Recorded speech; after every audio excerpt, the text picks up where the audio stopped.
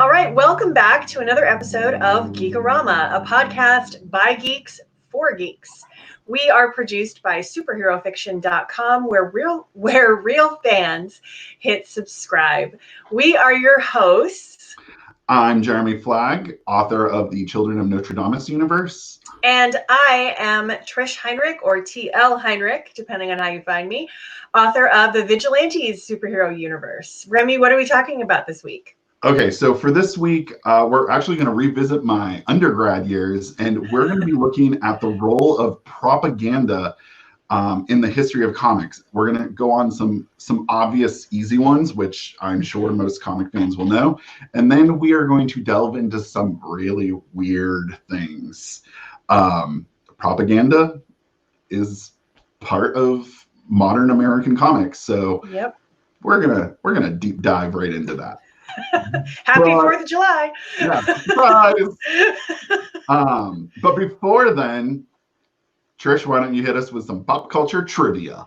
All right. So this month, Batwoman Kathy Kane, not to be confused with Kate Kane, premiered in July of 1956. She was created and added to the Bat family because they needed a potential love interest for Batman. The Comics Code Authority and all the trials around comic books listed Batman as a place of concern as potential gay propaganda.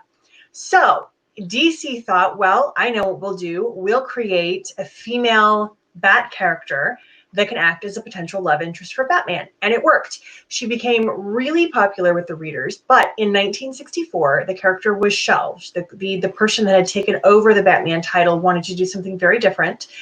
And they instead introduced Barbara Gordon, aka Batgirl, who took over as the female counterpart to Batman, but obviously no longer as a love potential, thank God, because that just would have been really inappropriate.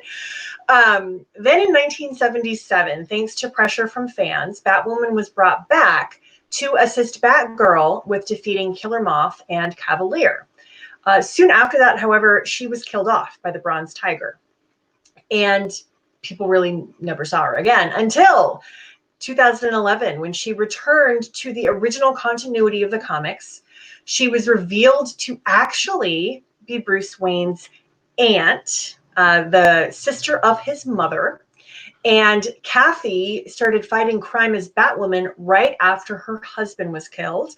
And somewhere right around there decided, you know what I'm going to do? I'm going to have an affair with my nephew, because that sounds like solid decision making. So she and Bruce not only fought side by side as Batman and Batwoman, but they also had an affair. She appeared to be killed off again by the Bronze Tiger, so they kept that, but then was brought back in very weird ways in a lot of the Dick Grayson comics as a spy for an organization, and her end was left at loose ends. Was she dead? Was she alive? And since then, nobody has ever really picked up the storyline of Kathy Kane. And that is your pop culture trivia. I wouldn't want to touch that with a 10-foot pole. And that's it's kind of messed up. Yeah. I mean, they had me until she and Bruce became lovers, and I was like, okay, if that's really what you want to do. I mean, that is convoluted of a Cyclops and Jean Grey proportion at that point. Yeah, they brought her back as this big reveal in one of the Dick Grayson comics, and then she just was. You never knew, is she a good guy? Is she a bad guy? She was very Black Widow-esque, but the landing wasn't stuck. They didn't stick the landing on that one, and now nobody wants to do anything with Kathy. I feel for all the times they've rebooted, let's just make a clean slate, and I mean, yeah. It would be easier to believe that Alfred is his gay lover. Just make it happen. I've never even thought about that. I mean, why else would you be mending his bat suit in every issue? That man, can you imagine? He's the only staff we ever see in the entire Wayne Mansion. And he's like 1,000 years old. He's freaking Methuselah. And he's cleaning that thing? No. That's not how this works. When I'm done, dusting the dinner plates, I'm going to go change the oil in the Batmobile. Like, I want to see the job description for this. And he's always there. So it's not like he randomly goes on vacation. So no matter how much you pay him, what is he doing with that money? I know. I like to think that he actually has his own staff that you just never see. They're like hidden off. It would make a little more sense. Or they're robots. I like the robot theory. Like there's like just an army of Zumbas everywhere. But they all have little bat wings. Yes. Somebody please send us a picture of your Zumba with bat wings. That would make me so happy. I bet you I could rename Alexa to Alfred. That would be awesome. My favorite iteration of Alfred, this is a complete tangent, is from Gotham of all things. Really? Yeah. I never could get into that show. It was more angsty than a CW show, but it was the saving grace because he's ex-military. He wasn't a butler. He was basically a do everything bodyguard. Oh wow! And he was inherited to Bruce when his father died because he had like a promise, like a legacy agreement to protect the Wayne family. And he was a very overbearing dad, and then there was a lot of dad friction happening. Yeah. But after a while, he was like, "Fine, you want to learn how to get beaten up? I'm going to go beat you up now." I'm all for that. Absolutely. The 12-year-old kid on Gotham is getting his butt handed to him over and over. And that's how it would really happen. It is exactly how that would really happen. Are you ready to geek out? I am ready to geek out. My geek out is It's okay. They're not all going to be slam dunks. My geekery for this is simmered and died down, and I was surprised to see this as your geek out because they've been accused of some heinous burying your gays storylines. Oh my god! So it's CW. I mean, just you walk into CW knowing it's just going to be a train wreck. Yeah. But so I've been watching the 100, and I was late to the party when it first came out. I was probably 3 years behind the party because I cannot do another CW show. And by all accounts, it's the best CW show there is. Wow. And I was all in for Arrow for the first couple seasons, and then I'm a completist. Otherwise, it was trash. The Flash just became trash. Like, yeah. The fastest man alive, except for every bad guy ever to show up in that show. Like, I got over that really fast. But the 100 is literally the origin of this story is very CW teen angst. So you got to kind of look over it. So mankind had to leave Earth, and they've been living in a space station, and only a handful of people have survived. Okay. They've been monitoring the radiation levels on Earth to see if it's safe to go back. And they kind of don't explain what happened at the beginning. And so what they decide to do is they send down 100 people, and they're all teenagers. Oh yeah, and criminals. Because apparently on this space station, only teenagers make bad choices. And so they drop them back into back onto Earth, knowing full well that they may all die of radiation poisoning. But hey, can you let us know if it's okay for us to come down? Oh my God. It's literally making your kid play in traffic and report back if it's pink.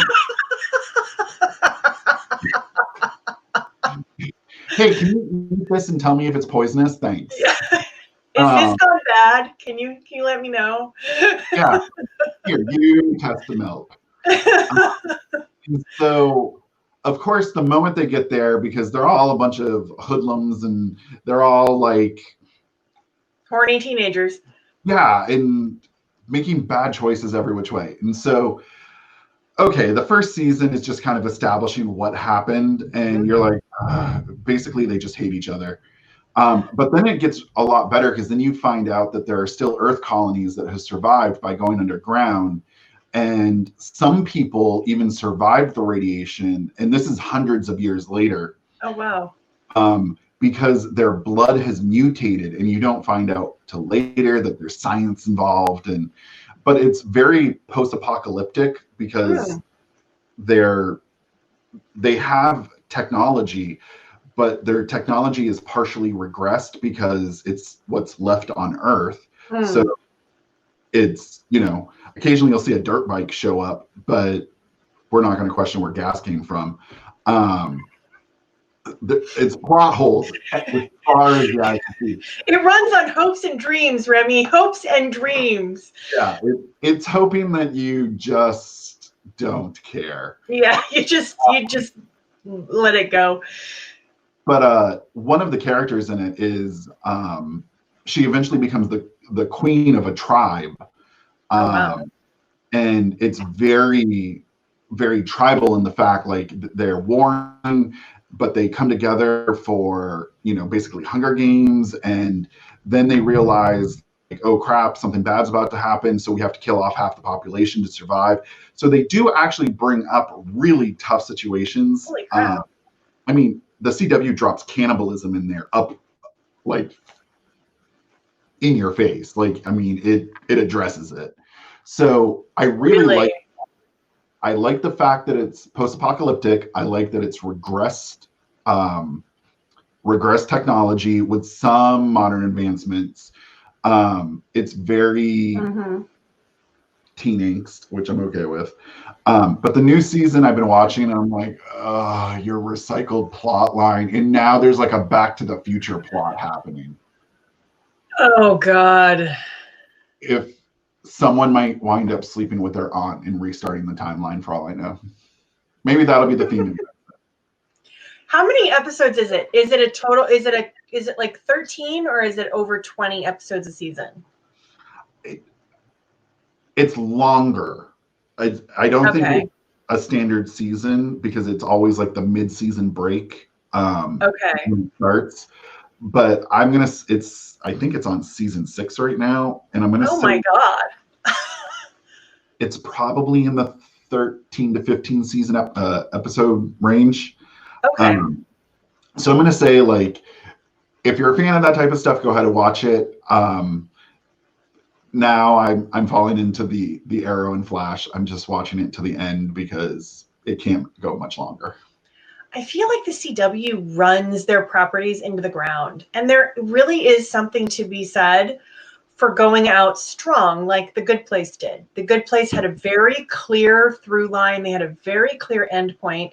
And yeah, I would have loved to have seen more, but I got to tell you, seeing a show end strong is so satisfying. And I hate the fact that I don't want to watch The Flash anymore. I hate the fact that I couldn't get through all the seasons of Arrow because it was just redundant. Well, and this is new. Like, I mean, it has reinvented itself, and it takes some of the best parts into the new parts, but it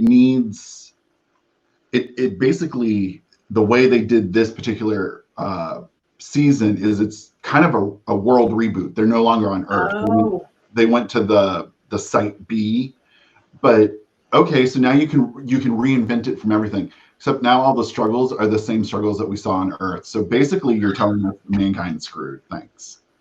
That's so frustrating. I'm not objecting with it, but CW, like, yeah, they had a chance to do something really interesting, and they just chose to softball it in. That sucks. Well, and they always start weak, get strong, and then coast. Yeah, it's a CW formula. Yeah, and it's making me nervous about Legends, honestly, because that show is my legit happy place. And this last season I felt was a little bit rocky, but they ended up pulling it out at the end. They pulled it up out of the wreckage. And I was like so very happy. But now I'm super nervous because this is where their shows usually fall apart, is right around this time. So and and Legends kind of got away with it because, I mean, it jumped the shark big time. They made that their thing, though. Yeah, and then they embraced it. Yeah. So, I mean, I'm surprised that, CW isn't selling Bebo dolls yet. Oh my God, I want a Bebo doll. I mean, let's be honest, half the reason why people are still watching is because they want to see when Bebo will show up again. Exactly. So what have you been geeking out about? Well, apparently I should have done my geek out about Legends, because now I could just talk about that all day. But now I'm reading this book. I can always talk about Legends all day. I'm reading this amazing book. So it's called A Blade So Black by L.L. McKinney. And it is basically if Alice in Wonderland and Buffy had a baby. And that would be this book. It is, I know it sounds really weird.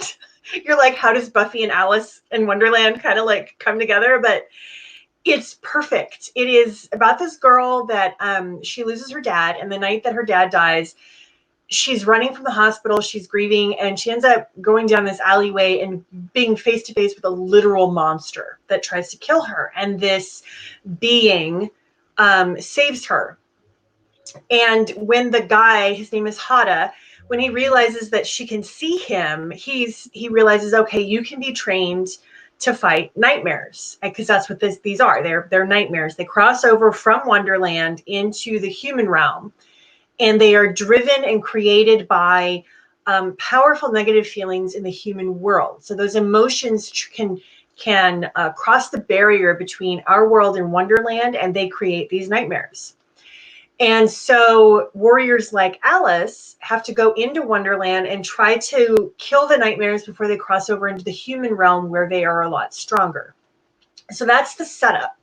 And I have to say, like, for a book that's very urban fantasy with a whole lot more, I feel like, fantastical elements than your average urban fantasy, it spends very little time on exposition in terms of like world building. It lets you discover this world along with Alice, and was never lost, not for a minute. The descriptions of Wonderland are fantastic. They bring in things that are very iconic, like the Cheshire Cat, the weird landscapes that you associate with Wonderland. There's the queens, the white queen and the red queen, and there's the black queen.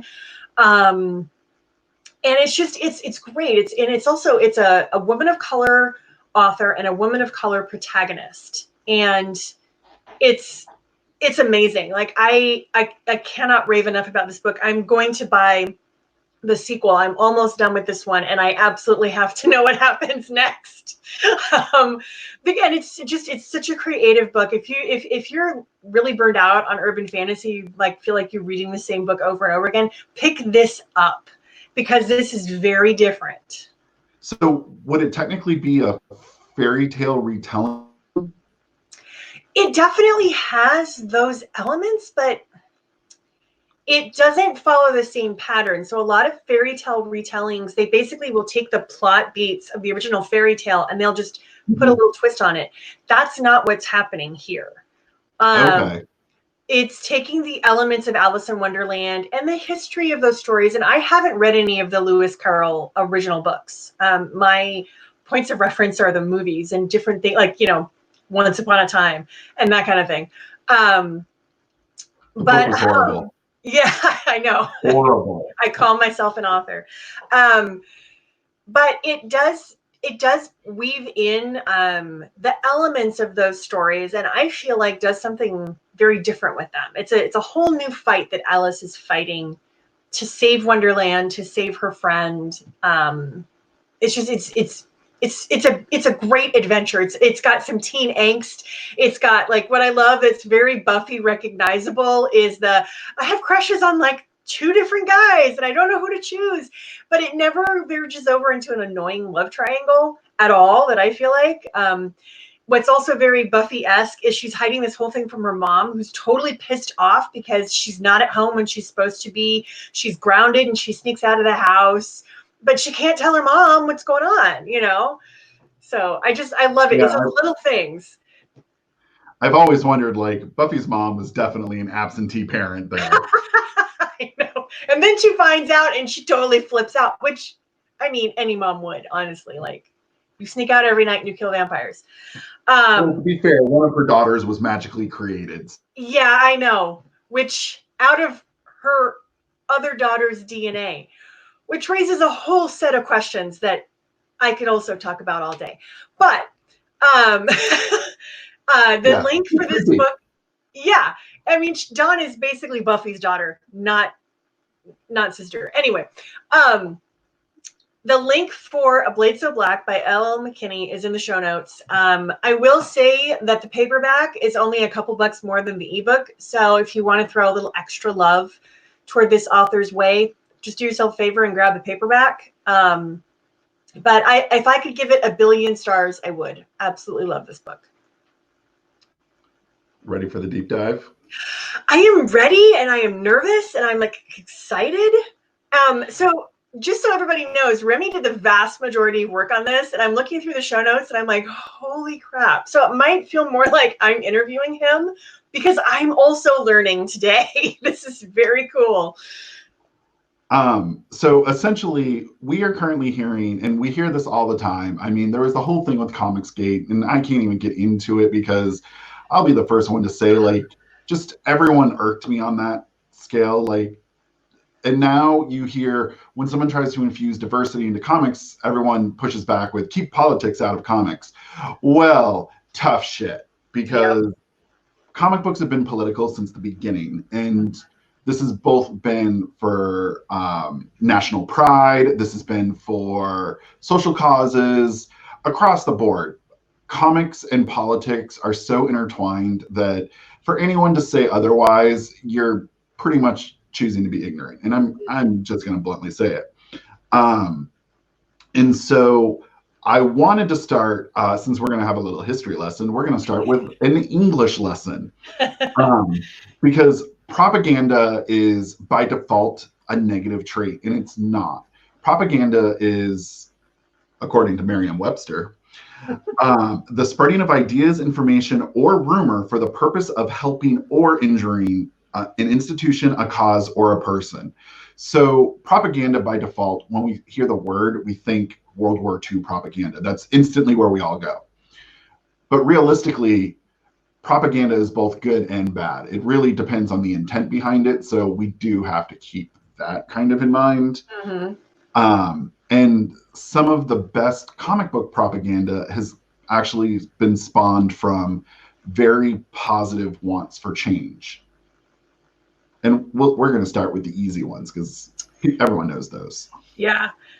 Well, and I feel like it's important for us to get a basic understanding and pointing out why the argument that politics don't belong in superhero narratives is really ridiculous.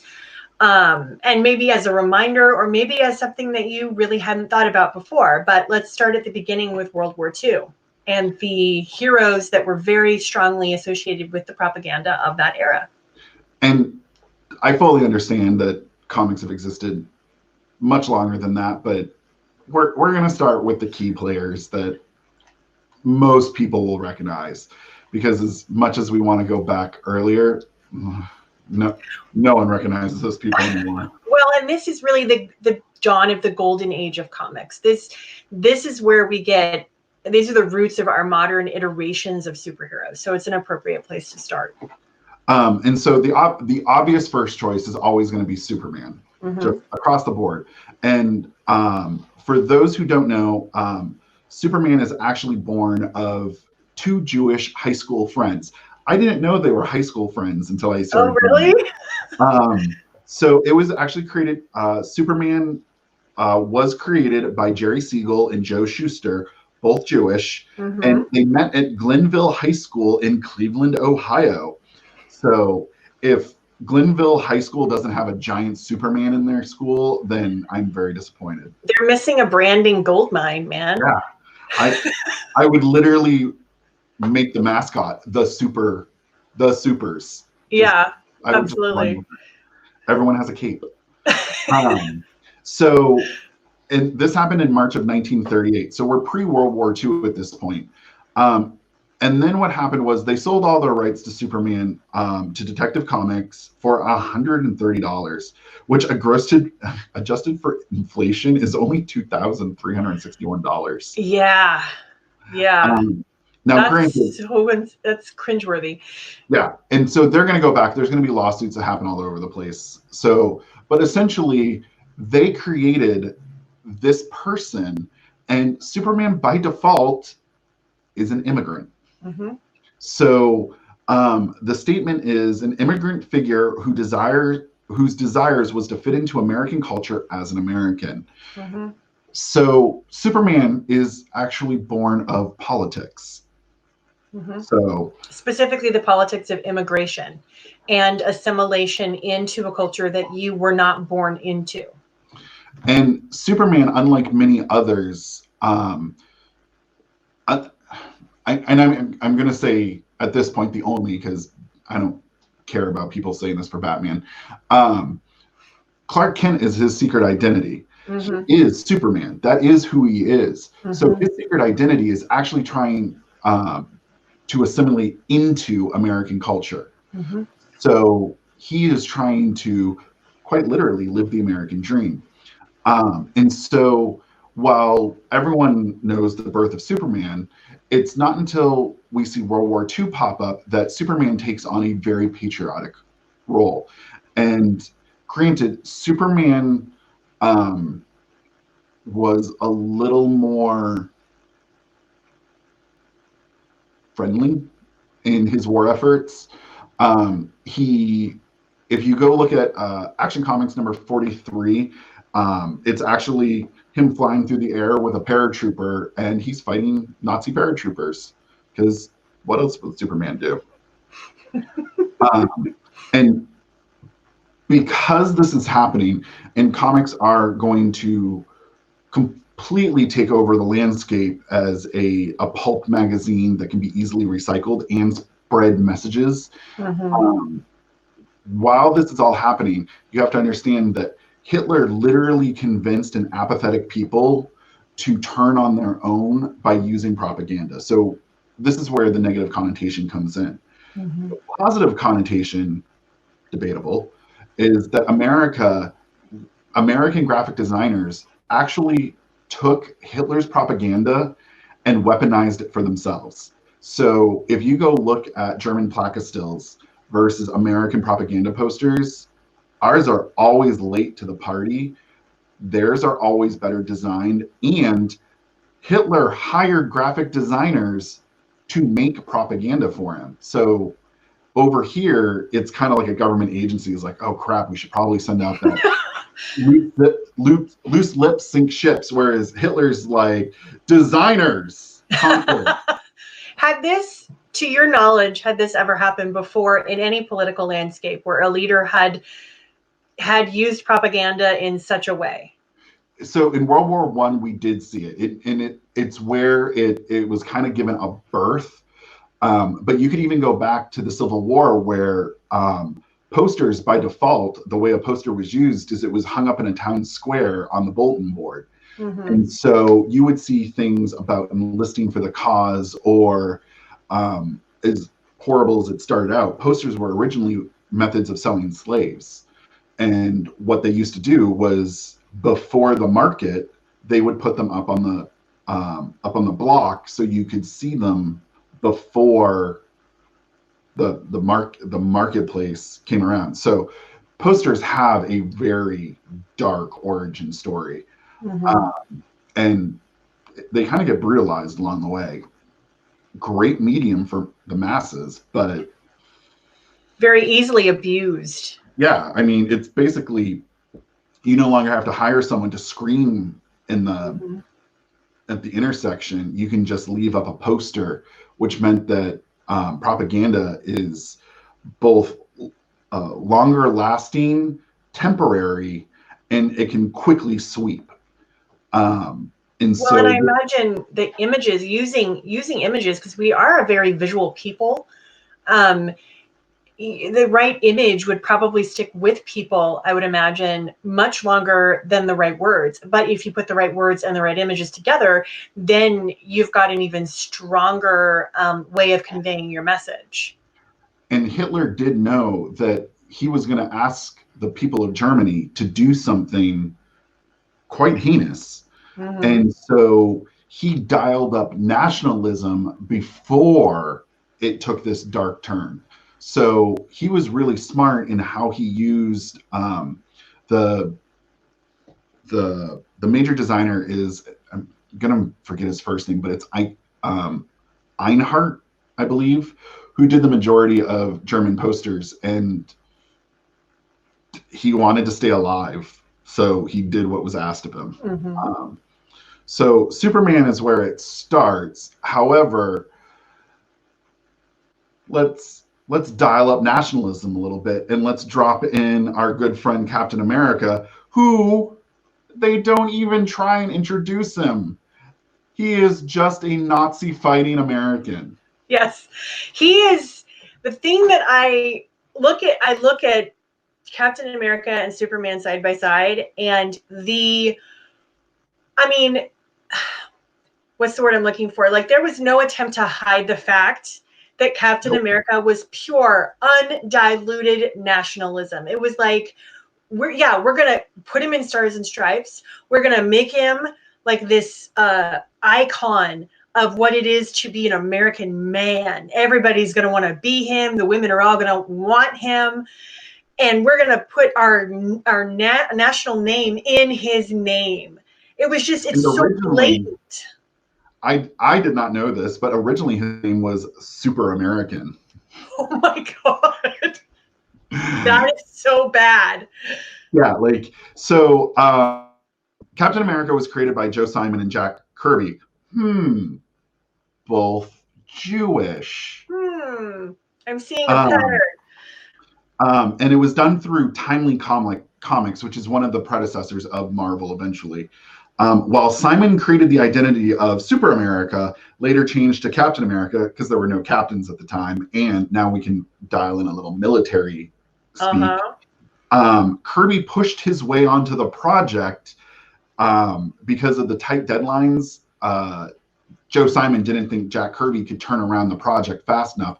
So they brought in two other artists, and Jack Kirby got so offended, he said, hold my beer, and basically turned this comic out in record time, to the point where he drew the pencils and the pens on the original sheets of paper, which normally you would do sheets. Oh my God. And he didn't have time to reproduce, so he just drew straight onto paper. And his goal was to remain Simon's #1 artist. And so, wow, because Kirby is and it's comics. Kirby has such a distinct style.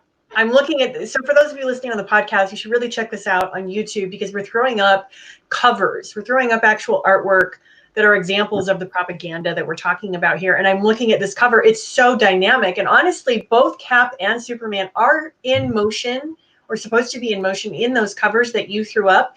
But this one feels like Cap is more dynamically in motion than the Superman one. And it's just, it's brilliant, actually. It's a brilliant piece of propaganda.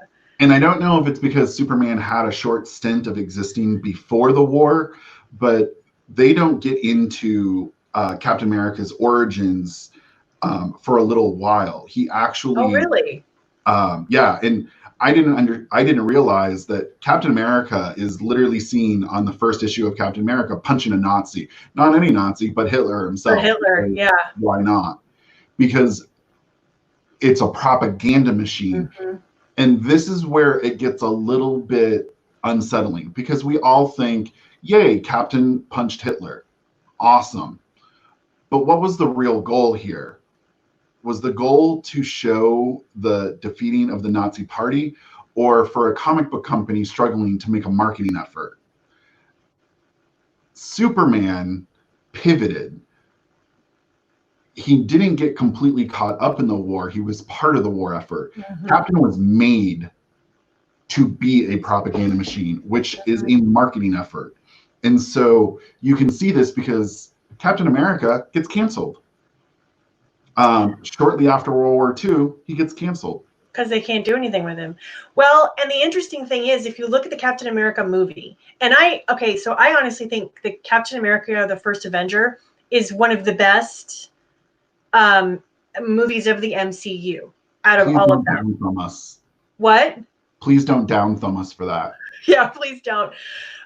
But they do point out, if you look at that movie and you look at what happens to Steve when he's not allowed to go fight, what does he do?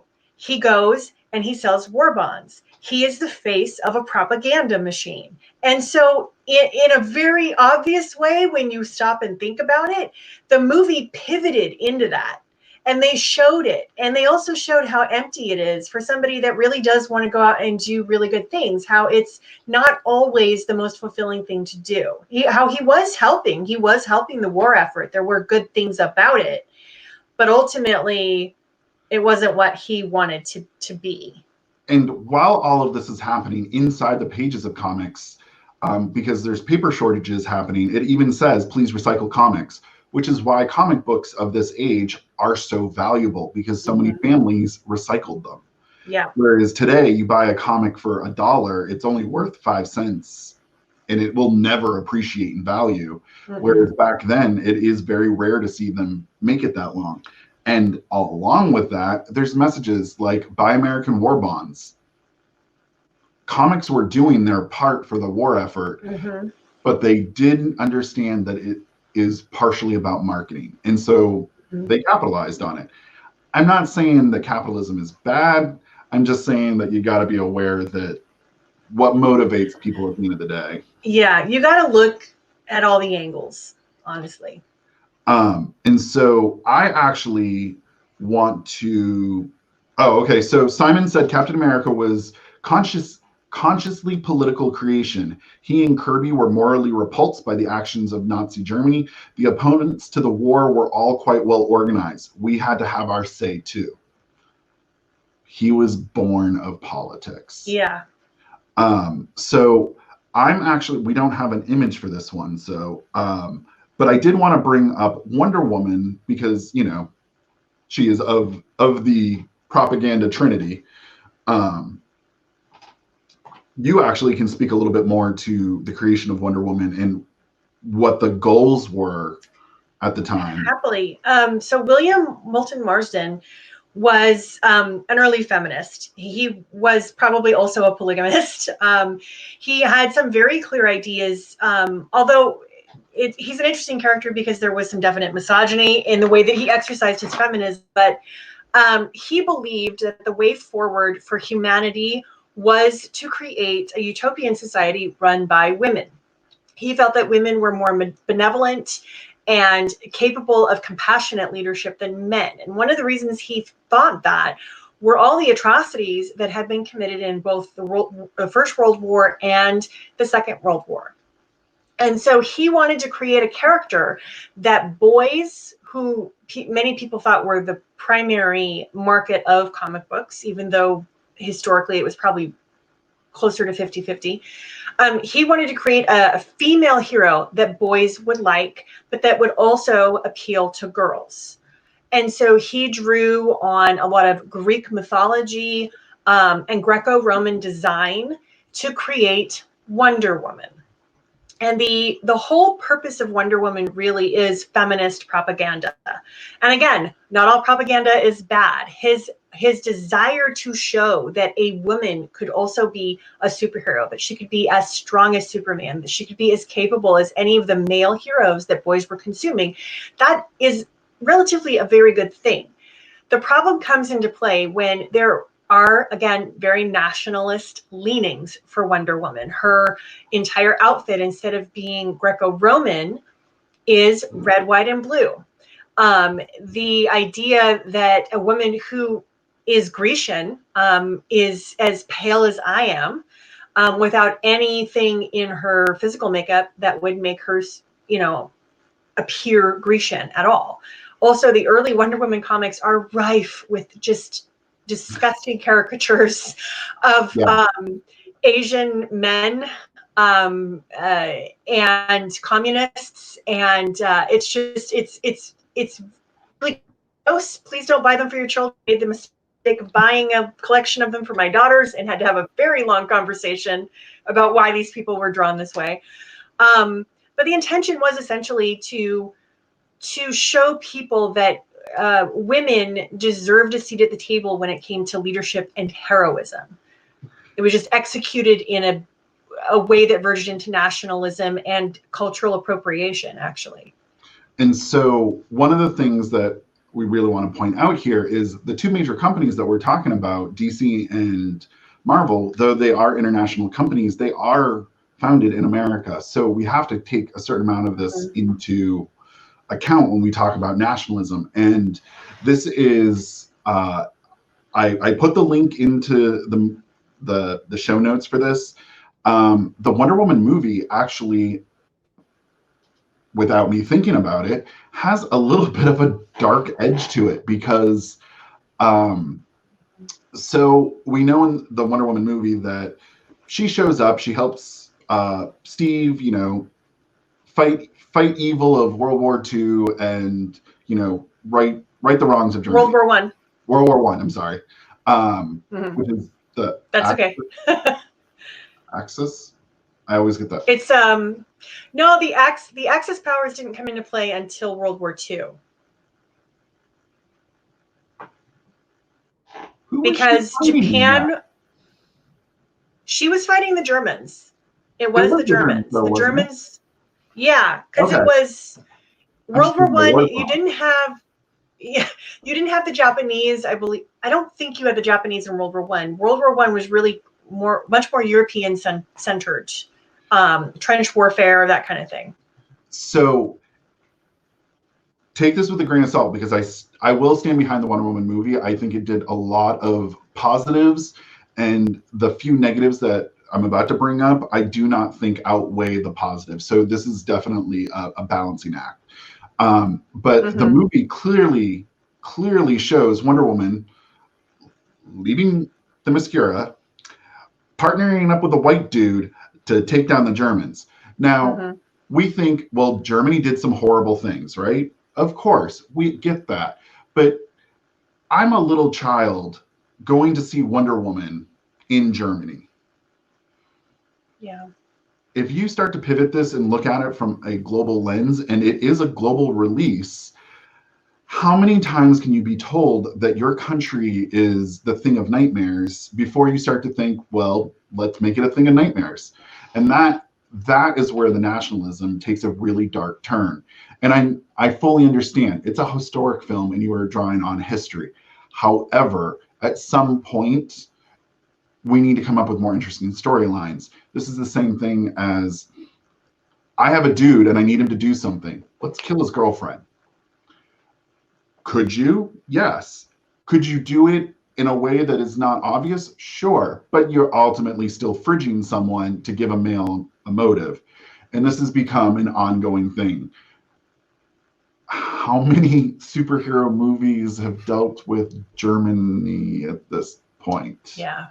And while Germany is far better as a nation at confronting and admitting to the dark parts of their history than America is, they're way better at it than we are.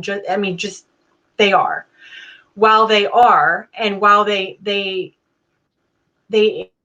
not embrace, but they acknowledge it, it's still, you're right. Can we pick some of, are there, other antagonists that we can choose, for a superhero, which is going to make Wonder Woman 1984 very interesting, because basically what the enemy is capitalism, which I find very interesting. She's going to take out the mall. Yeah, exactly. And if you look at this, yes, you can see the nationalism show up because originally Iron Man fell victim in Southeast Asia. Well, that's where we at that time, we didn't like Southeast Asia. Well, now we're cool with that. So where are we going to do it now? Well, let's move them to our newest target. And Yep. if you look at the first Which Iron was Man movie, Afghanistan in the movie. was Afghanistan. So Yeah. if tomorrow Afghanistan, finds favor in America, will we retcon again? So this is where we have to be careful of this. And I'm not even going to get started on the Mandarin. We had a fight, a mutual disagreement about the Mandarin. You and I? Yeah, just the distaste of, Yeah. and coming back. The villain coming back again. Yeah. So I'm just move on. Yeah.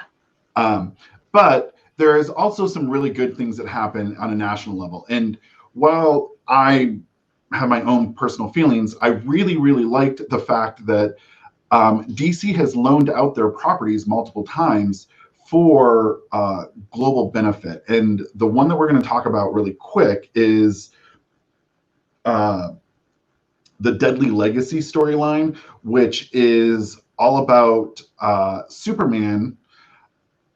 It's not even Superman, it's DC Comics is educating people about the dangers of landmines. Specifically in Lithuania, I believe. Don't quote me 100% on that one. But like, I grew up knowing that Princess Di, that was her cause. She wanted to do away with landmines. This is that same cause. DC coupled with UNICEF, and now they were able to not just be a country butting into somebody else's business, but it's a global effort to try and make this better. So we were invited to this conversation. And this is good propaganda. This is propaganda that helps instead of harms. And then it goes on. I believe the Deadly Legacy was a short run. I think it was 4 issues. I might be wrong on that. But then they also were like, hey, let's bring Wonder Woman in on this. Because why not? This seems like a cause that Wonder Woman would be all for. Absolutely. Princess Di might have actually been Wonder Woman. Princess Diana. Just saying, going out here. The UK is keeping secrets from us. But there is a good side to this propaganda. And one of the big things that came up was, so there's been the comic authority who no one likes, just plain and simple. No. They were created by a women's league that wanted nothing but wholesome entertainment. And the definition of wholesome, if you haven't ever heard, is whatever makes me comfortable. Yes. That is all that is wholesome. Whatever you believe is wrong, it's not wholesome. So they wanted to keep out violence from comic books. Good luck. They wanted to keep out sex, drugs, anything that wasn't of a very particular belief system. And so eventually they shut up, aka people stop listening to them. And we see great stories come out of this, such as the Green Lantern, Green Arrow storyline. So this one was a little bit new. I knew it existed. I read it when I was a kid and was way too young to understand what I was doing. But this was written by Dennis O'Neil and Neil Adams, and the storyline focuses on the duo combating muggers. So basically street level people. And a group of muggers are trying to steal some stuff so they can score drugs. Amongst them is Green Arrow's sidekick, Speedy. And of course, at first they're like, oh, he must be undercover. Nope. He is scoring some crank. And it shows him shooting up. Wow. So this is a huge deal. Yeah. So even the Spider-Man issue that dealt with drugs didn't even do that. Did you ever watch your Murphy Brown when you were younger? No, I wasn't allowed to. So there's an episode where she smokes a joint. She has cancer. She's in incredible pain, and she smokes a joint. The show got fined because it's depiction of drugs. Oh my God. So you have to think this is the 80s, and let's just be honest, the 80s. Well, it's the 80s. Yeah. Some of us remember it. Um, it was riddled with this stuff, Yeah. and we were a nation of facing these horrible things, but we couldn't talk about it, and it was because people in power, like the Comic Authority, were like, it's not really happening. It's not wholesome, so we can't talk about it. Yeah, you can't show that to kids. What will they think? You'll make them into drug addicts. It's like, no, that's not how this works. I remember Blossom having an episode that talked about sex. Was it a very special episode of Blossom? It was a very special episode of Blossom. and you think like it's on the air at the same time as things like Full House. Yeah. Full House could have very much talked about sex, but they steered away from it. Yeah. Nobody had sex in that house. No. Those kids came from the Cabbage Patch. Let's be honest. How could you have sex? There are way too many people in that house. I know, right? When Becky got pregnant, it wasn't Jesse's. It was all over. Yeah, I know. The stork, man. So both O'Neill and Adams had a affinity or a connection to drugs in a way. So O'Neill worked at a community rehab center, helping people get over their addiction. And Adams lived in a place where the drug usage had become so rampant, it was just publicly existing. And so they fought to have this put out there. And it went out. It was a big deal. And it's still part of Speedy's storyline. So much that when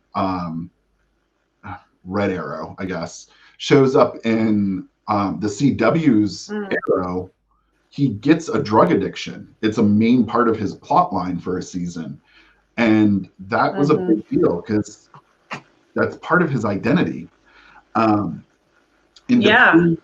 And to prove how good of effect it can have, it landed them a Shazam award, which the Shazams are a sham. It's basically DC giving themselves awards. But it also it really is. We should announce the Superhero Fiction Award for Best Podcast starring. It's us! Surprise! It's us! Shocker!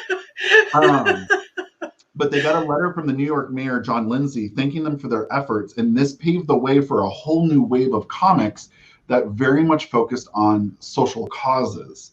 And so now we're going to see the floodgates open. And again, some good, some bad, some relying on stereotypes, some not. But we've now entered the era of not just nationalism for propaganda. It's the floodgates are open. It's social causes. It's, Spider-Man had a drug storyline, but not it didn't do as much as the Green Lantern Green Arrow one. It was Spider-Man. The image that's on the screen right now is a kid from Peter Parker's college, and he's so high, it literally says, "I'm so high I can float like a bird, I can fly," and he falls off the building. Spider-Man has to save him. And the Comics Code Authority would not write off on this. Apparently, Stan Lee says that Richard Nixon himself reached out and wanted a comic about dealing, with the drug problem in the country. So Stan went to Marvel execs and said, "Look, I want to put this out anyway without the Comics Code Authority stamp of approval." And they said, okay. And it was the first one since the Comics Code Authority came into existence. It was the first Marvel comic published without that stamp of approval. And because it was so popular, the Comics Code was forced to look at their rules and loosen them up as a result. And for anyone who doesn't know, the Comics Authority is a third-party watchdog, which great intentions, I'm sure, once upon a time that were steadily warped. But what would happen is this is a league made up of, I don't even want to use the word conservative because I don't think that is, people with sticks up their asses. That is a much better description. If anything touched upon shattering their idealistic worldview, it was bad. And what they would do is no one had to be part of the Comics Authority. Like, you could print and they would actively boycott you. Yeah. And because this is unfortunately predominantly very reserved ladies, they're not going to buy comics for their kids. So they have purchasing power on their side. So this became kind of a big deal. And let's just be honest, we're better off without them. Yes, we are. So the other thing that we wanted to talk about, because now we're kind of entering into like this era of the 80s. Mm-hmm. If we go into the 90s, I wanted to show some horrific pieces of propaganda. This is not endorsed in any way, shape, or form by any comic book company. So there's this organization, it's French, called AIDS, AIDS. And they decided that they wanted to basically show how HIV and AIDS is indiscriminate and how it can level the playing field. It doesn't care who you are, what you are. It's a virus. It attacks everyone. And so they had this idea that they wanted to do an ad called Protect Yourself. And I wrote a whole paper on this one. The effort was meant to show that the virus is non-discriminatory and take down even the most powerful of heroes. So now this is happening in the 90s at this point. And this actually this is in the 90s. And so they created these two posters. And the first one is of Superman wearing an oxygen mask, but his skin is gray, he's emaciated, and he's basically withering away to nothing. Yeah. Now, at the time, HIV was steadily killing people. And to have HIV at the time was to know that your life expectancy was shortening. Not a death sentence, but shortening. And so they put out this ad with Superman, and they did another one with Wonder Woman, which I think is downright ghastly. Yeah, that one actually gives me the creeps. I'm going to be honest. So it's a woman wearing Wonder Woman outfit in bed, hooked up to an IV, and she is so emaciated in the face that you can see her skeletal structure, which is a little bit weird considering the rest of her body is still pleasantly plump. Yeah, but it's bruised everywhere. Yeah. It's like there's just bruises, like somebody beat the crap out of her. So, and while this was a good effort and they thought they were doing a positive thing, they're essentially saying that AIDS will kill you and you have HIV or AIDS and you're good as dead. And this came with a lot of backlash because people within like minority communities, LGBT, basically like, whoa. Like, there are many messages you can have. And you see really positive messages later on that just, there was a really great campaign called Know Your Status. And it was just simply saying, whether good or bad, it's better to know than not know. There's nothing about it saying you're good as dead, which this kind of did. Yeah. And on top of that, it says protect yourself. It's taking out Wonder Woman and Superman. What am I doing that's going to protect me against something that can take out Superman? Yeah, exactly. And they're not saying how to protect yourself. They're actually not. They're not using the propaganda to tell you this is how you protect yourself from AIDS. They're using it to say, well, I guess you got AIDS. You're going to die now. That's the message. And you would think an organization who, they have nothing but the best of intentions.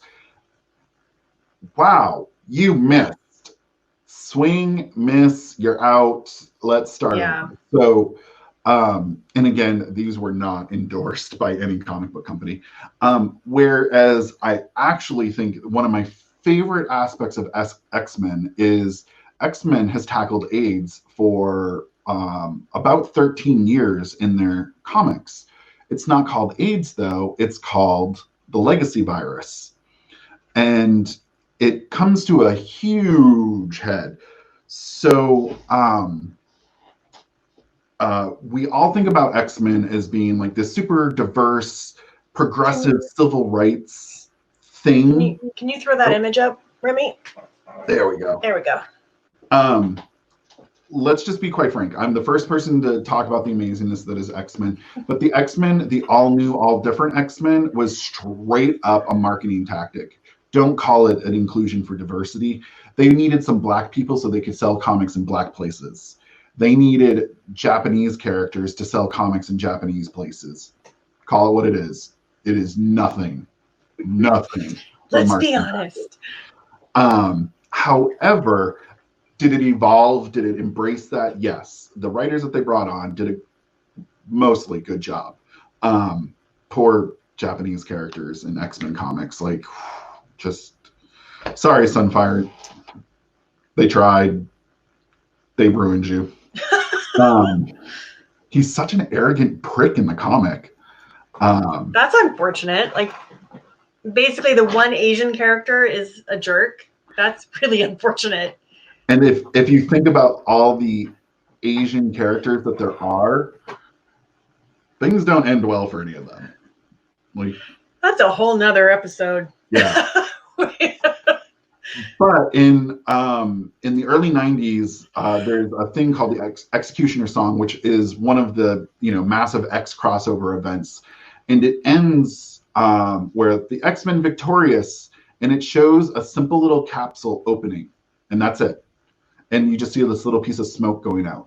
And what it actually is it's a virus that targets mutants and indiscriminately kills them. And we see this start to pop up. People are getting it. Bad things are happening.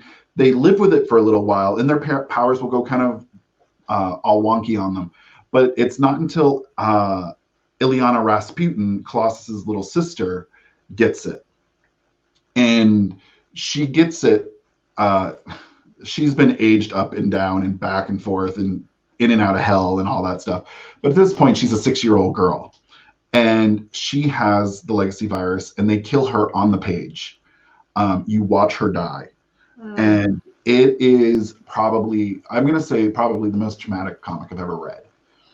And if that wasn't enough, you see this through the lens of Jubilee, who, I mean, no one says yay Jubilee, but she's a young person. She's us reading the comic. And this is how young people are learning to cope with things like HIV and AIDS. And then we see how it ripples outward, and it's catastrophic, and it affects a huge part of the population. And this is what makes me really mad is the reboot of X-Men. They bring back Maureen McTaggart, who dies from the legacy virus because she contracted it as someone who is researching it. Oh, wow. Which makes it so incredibly powerful. But don't worry. Yeah. They always come back from the dead. Every time. There's a handful of people I wanted to stay dead for great impact. That was one of them. Yeah. So that's a quick romp through propaganda. And we could have, we literally had to can so many others. Yeah. We had to narrow it down because we were like, we could have 3 or 4 episodes just about this subject, honestly. And if you look at Peter Parker, because he's involved in the newspaper brings in events that are pertinent to Marvel, who was stationed in New York at the time. Mm-hmm. And so they definitely have their leanings one way or the other. And Marvel has not been shy about getting into the political ring. I mean, again, there is the variant cover of the inauguration where Barack Obama is on the cover. Comic books have been part of the political landscape and part of the propaganda machine for many, many years. Yeah. So basically, this is an entire episode to say, if you say keep politics out of comics, I think you're an idiot. and just watch Captain America: The First Avenger, or go find an early Captain America comic and educate yourself. I mean, if Captain America isn't just the easiest proof of the politics political roots of superheroes, I don't know what is. And I mean, let's be quite frank. If you look at Netflix's Luke Cage, there is propaganda in that, and propaganda that I, as a white person watching, I was like, I don't know about this. Let me go Google. And as I'm Googling, I'm like, God damn it, it's working. So obviously, there are good things to it. I think there are things to be leery of. Yes, but I think approaching propaganda with questions, with and was a must. It's created to kind of shut off your logical part of your brain and appeal to your emotional part of your brain. And if you can actively question the media that you consume and cultivate that habit, I think all of us would be better off for that, honestly. And again, I mean, I'm willing to throw X-Men under the bus, and we all know how I feel about that. That's huge. Which it makes me wonder, like, because we talked about like weird nationalism, like Wolverine gets enlisted to the X-Men or to S.H.I.E.L.D. to go fight Alpha. Wait, that... Yeah, did exactly. Hire a Canadian to take out Canadians? That seems questionable. We have issues with this. Yeah, it's everywhere. So I don't know what I want for the question of the week. I was thinking about that too. I'm not sure.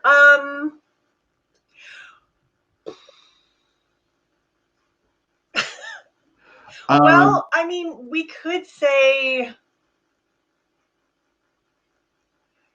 there are some problematic pieces of propaganda that I actually very much love, like the Wonder Woman movie. I love that movie. I know it's got its issues. It's got some pretty big issues, but I love that movie. So maybe we could ask, what's your favorite piece of problematic propaganda? I don't know. X-Men 3. I don't know what it's propagating, but it's bad. That Bryan Singer or anybody like that should be allowed to make movies ever again. That's the propaganda. You know, I ain't buying it. I defend him less for being on X-Men and more because he started House. Yeah. I know. I love Lori. Speaking of problematic anything, yeah, I have some content creators that I'm like, you know what? I used to like you and your stuff. No more. I don't know. This is tough. What about what if we test some superhero knowledge and what heroes have some problematic origin stories? There we go. Favorite heroes that have problematic origin stories. I'd put Wonder Woman on that list.